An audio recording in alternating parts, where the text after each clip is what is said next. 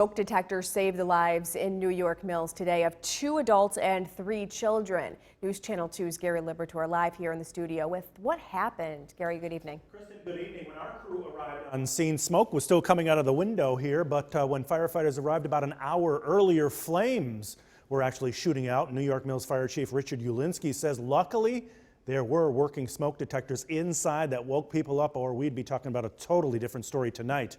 Chief Ulinski says 2 adults came running outside with their 3 young children around 5:45 this morning and actually flagged a driver going by to get them to call 911 since they didn't have time to grab a cell phone before escaping.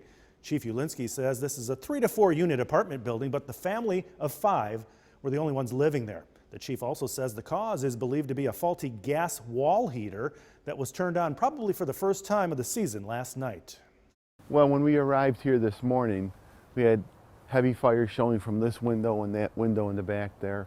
And what that is the second floor apartment. This is the kitchen area where the fire started. One of the adults who had burns on his arm because apparently there was some medication that one of the children take that was stored up inside the fire room, and he went to try to get it.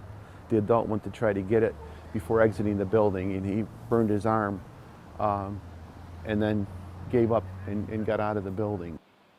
Again, that fire on Greenman Ave in New York Mills. Chief Ulinski says the family is staying with relatives, but he does think the house is not a total loss. He says it's also a good idea for everyone to get an annual check of their heating system before using it for the season, and of course check your smoke detectors to make sure they are working.